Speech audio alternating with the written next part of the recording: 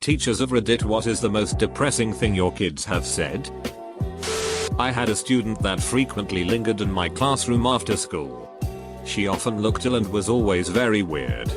One day she opened up to me and said that her mother and her live-in boyfriend shot up heroin every night.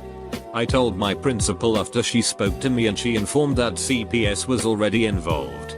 A few days later the same girl told me that her mom and boyfriend would shoot her up with heroin and tell her that she couldn't tell anyone they were still doing it because she would get in trouble for doing it too. She asked me to keep it a secret, which I obviously couldn't, because she was worried she'd get arrested for drug use. She no longer lives at home, thankfully. Student, Mary won't be here today. Her mom died last night. Me. Wait. Didn't her dad pass away a few weeks ago? Student, yes. Both parents died suddenly within a few weeks of each other from different medical conditions. I teach pretty much exclusively college freshmen, and by that point they all have that fatalistic sense of humor anyway. But it gets real sad when they get to the end of their rope. Nothing specific that I can remember, but a lot of why did I think I could make it in college, I'm too stupid for this, I should drop out, and they actually mean it. Stuff like that. Monday, however, a student asked to talk to me before class and said, I know this paper is important and all and I don't want you to hate me, but I couldn't get my paper done. And I'm used to this sort of thing. I mean, it's just natural. But then he take a deep breath and blurts out, my dad called me last night and told me he was leaving my mom and moving away, so he's leaving me too, and I just couldn't deal with it. I'm really sorry if you're mad at me. It just hits me hard when they have to deal with more than they should, and on top of that they think I've formed a personal opinion of them and that I'm going to think badly of them based on something like this. 5-year-old preschool girl with 103-degree fever. Sicker than sick. She begs the nurse, please don't send me home. She was allowed to sleep in the nurse's office until the end of the day. That was about 2.5 years ago. A few months later she was removed by CPS and has been with a foster family, me, for nearly 2 years now. I ran holiday science workshops. Filled with brainy kids as you'd expect. There was an 11-year-old girl who was brilliant at everything. The content was clearly beneath her. Very quiet. Respectful. Well liked by the other kids. Her parents were moving soon because she received scholarships to a prestigious school. Whenever her dad came to pick her up he was obviously proud. Telling me about all her achievements. How she was in advanced classes. Just won all these sports awards too. etc. Showed videos and photos of her winning all these soccer games. They enrolled her younger brother in similar sessions. He gave it a go in the first few but really struggled. Always the last to finish and felt his work didn't look as good as the others. Looked embarrassed to ask for help. He screamed at his sister when she tried to fix his circuit. Eventually he just began acting out. Putting off the work. Challenging me to get a laugh out of the other kids. Messing around. After a disastrous month he stopped trying altogether. He just came in one afternoon and sat there. Not doing anything. I tried to engage him in the activity and said if he didn't like what the other kids are doing, we could pick anything else he wanted to do. He said something like, what's the point? My parents will never love me as much as they love my sister. I've had a lot, but one morning two students came in early to my room and asked if they could use my student computer. I said sure. And figured that they just needed to finish a project and knew I always got to school early. Nope. Turns out their best friend was murdered 2 days before because he wouldn't give his money he earned to someone trying to rob him. His family needed the money to not be homeless. So he died trying to look out for his family, and for like $80 or something. My students were creating flyers and a GoFundMe so they could try to help the parents not be homeless. And to afford a funeral. To make matters worse, the kid was murdered on a Saturday. He was left to bleed out and die. To be found the next morning. The ducking murderer came to my school on Monday as if nothing had happened. Cops pulled him out of the class in the middle of the day once they had figured out it was him.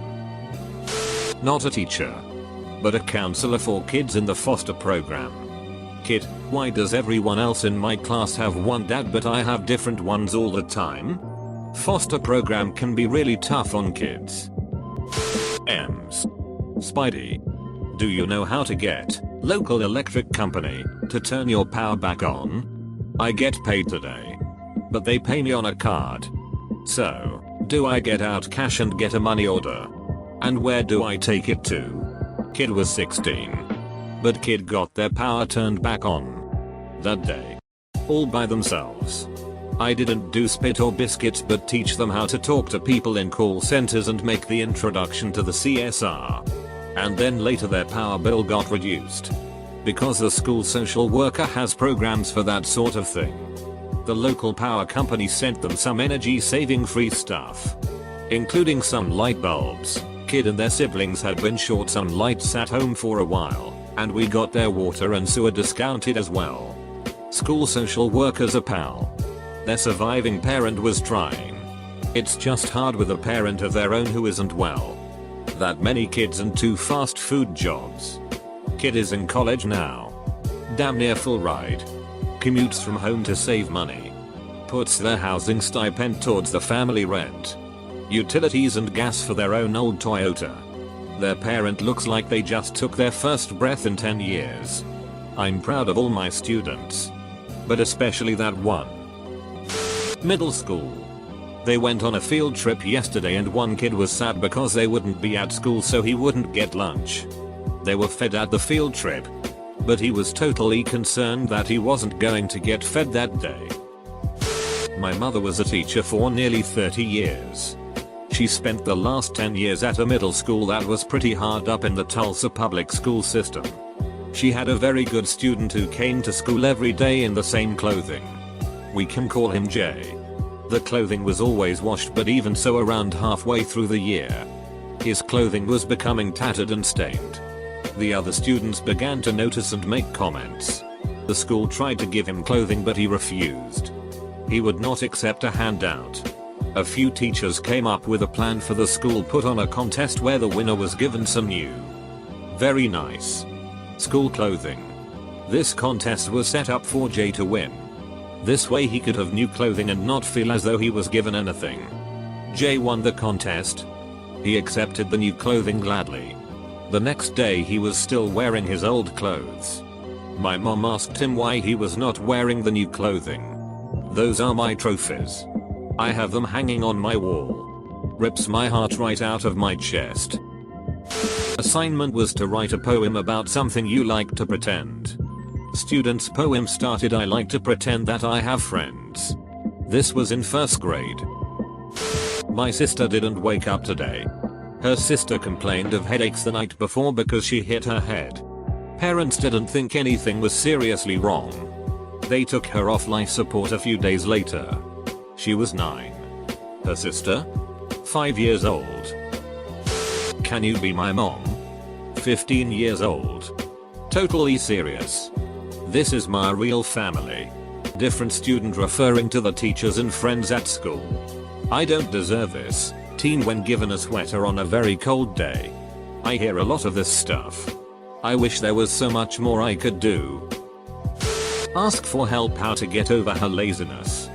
She was getting regular migraines so would have to hide and sleep it off. Due to her parents she learned that this was laziness. Principal to class on day 1. Kindergarten is not like preschool. Attendance matters. It's very important that you be here every day. Kindergartner, what if you have to get a blood transfusion? A couple in the running. My boyfriend was shot in front of me and died in my arms. The ambulance we called never arrived. Mom went to go stay with my older sister, 3 states away, for a while. She told me I'm in charge of his twin 15-year-old brother, and we need to make sure we stay at specific shelter. She never came back. A visibly sick student in class mom said she's working. And I tried to call my dad. He hung up on me. He doesn't care about me anyways. On the first day of school, and the first day of my career. How was your morning? Dude took 2 to the chest on his front porch on my way to school.